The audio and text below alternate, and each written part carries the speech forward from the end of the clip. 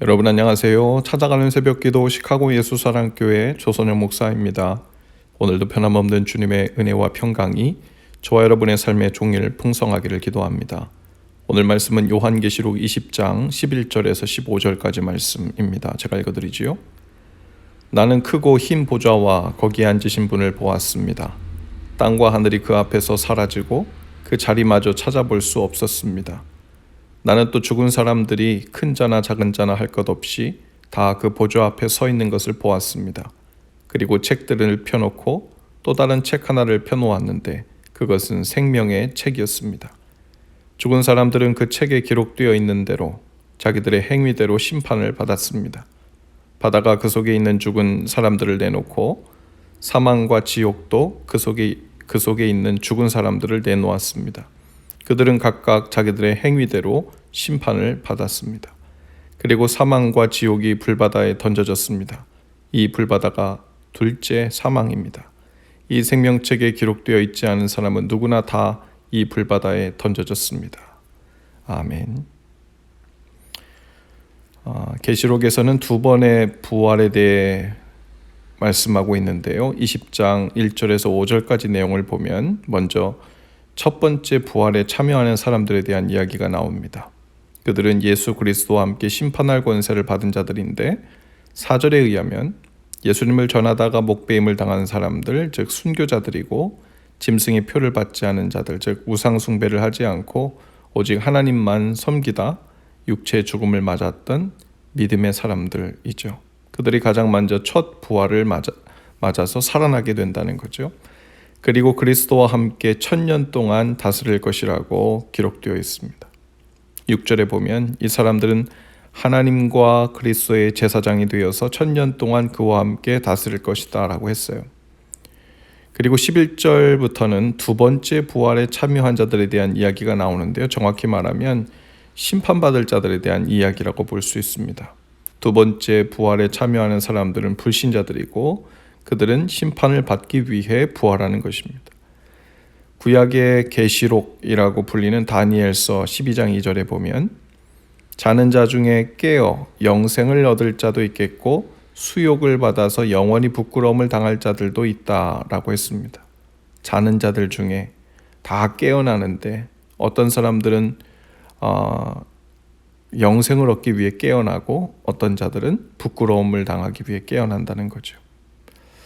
요한복음 5장 29절에 보면 또한 예수님께서도 그날에 선을 행한 자는 생명의 부활로 악한 일을 행한 자는 심판의 부활로 나올 것이라고 하셨습니다.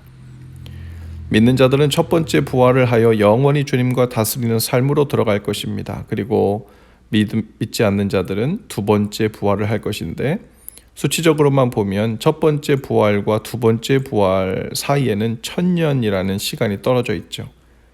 하지만 여기서 1000년이라는 숫자도 문자적으로 1000년을 의미할 수도 있겠지만 꼭 그렇지 않을 수 있습니다.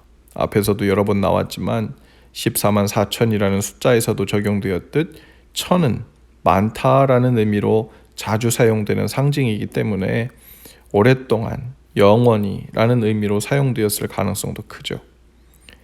두 번째 부활에 참여한 자들 앞에는 생명의 책이 펴져 있다 했습니다. 죽은 사람들은 처음 책에 기록되어 있는 대로 자기들의 행위대로 심판을 받습니다 라고 했습니다. 심판을 받기 위해 바다가 그 속에 죽었던 사람들을 다시 내어놓고 사망과 지옥도 그 속에 있던 죽은 사람들을 내어놓았습니다. 심판을 받기 위해 억지로 부활에 참여하게 된 셈이죠. 그들은 각각 자기들의 행위대로 심판을 받았다고 했는데요. 예수님을 믿지 않고 죽은 사람들도 그 행위대로 심판을 받습니다. 영화 중에 신과 함께란 영화를 보면 비슷한 장면이 나오는데요. 행한 대로 심판을 받으면 사실 구원받을 자가 한 명도 없죠. 하나님의 그 거룩한 기준에 합당한 자가 아무도 없기 때문입니다.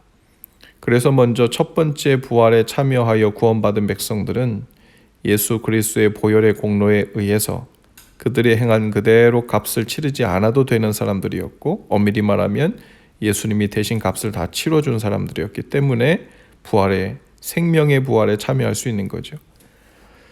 또 그 죄를 가리워줄 방법이 없는 두 번째 부활에 참여한 자들은 바로 그들의 행위대로 심판을 받게 되는데, 그 행위대로 심판을 받는 그 고스란히 받게 되는 것이고 저주고, 그것이 믿지 않음으로 인한 결과이고 열매죠. 그래서 천년왕국에서 예수님을 믿고 죽은 자들은 그리스도 안에서 구원을 받는 것이고, 하나님은 긍휼과 공의의 기초에서 이들을 행위대로 심판하신다 했습니다.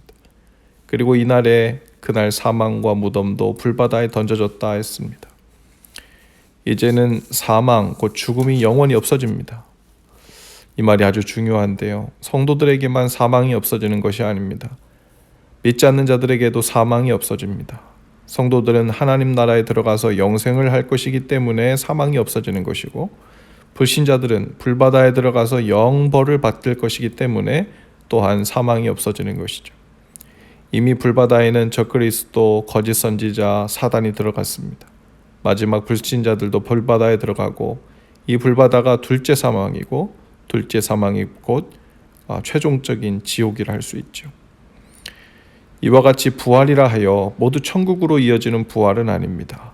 또 더 이상 죽음이 없는 영생을 얻는다 하여 모두 참된 생명으로서의 영생도 아니죠. 영원한 벌을 받기 위해 영생을 하는 지옥의 삶도 있기 때문입니다.